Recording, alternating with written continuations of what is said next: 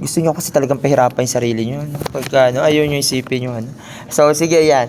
BFY, ano yung consider natin na final velocity? Ito, di ba? So, gamitin mo yung BBY. That is equal to 4.3301 squared is equal to BOY. Ano yung BOY mong gagamitin?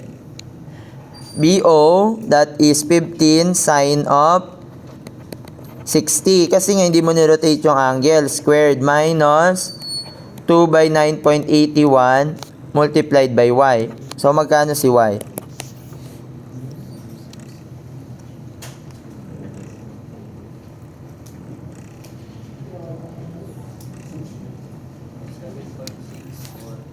$7.6453 meters. May Y ka na. Paano masasolve si X? Si X naman, di ba ang formula natin dyan is equal to, actually pwede ka naman mag-BO tangent, di ba? Yung X tangent. Pero, pwede mong gamitin yung BOX multiplied by the time. Kaso wala ka pang time traveled simula dito, papunta dito. Tama? Or yung time traveled papunta dito hanggang dun sa pag-angat niya dito sa point B. Pwede kunin din natin yung time na yon. So, pwede mong gamitin yung BF is equal to BOY minus GT.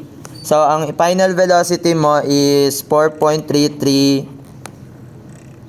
BBY nga to, 4.3301 equals to initial velocity, that is equal to 15 sine of 60 minus 9.81 multiplied by the time. So, magkano yung time traveled niya?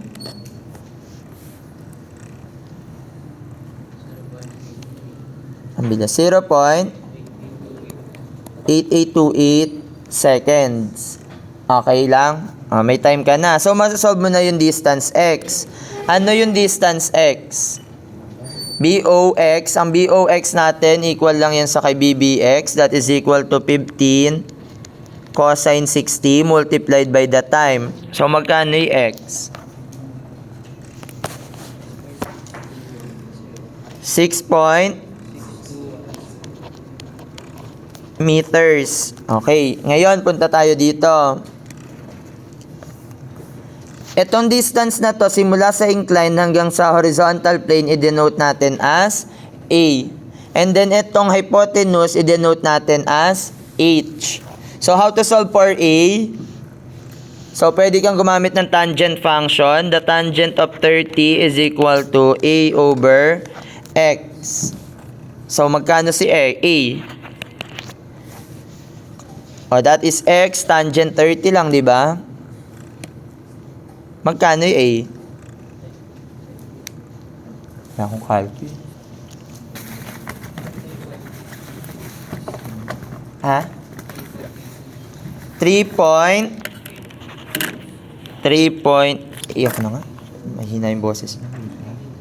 6.6210 times tangent 30. 3 meters. Ngayon, kailangan natin si H para dito sa triangle na yan. Diba, ito yung triangle natin na to. So, this is Z. This is H. Diba, nasusundan na yan yung H. Tapos, ito, ano yung angle natin dito? 30. How to solve for H? Paano nyo masasolve yung distance H na to? That is Y minus A. Y minus A. So, magkano si H?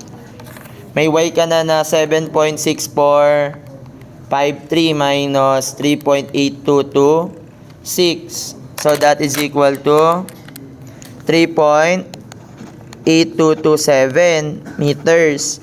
How to solve for Z? So, the cosine of 30 is equal to the adjacent Z over H. Magkano yung Z? So, that is equal to 3.8227 times cosine 30. 3.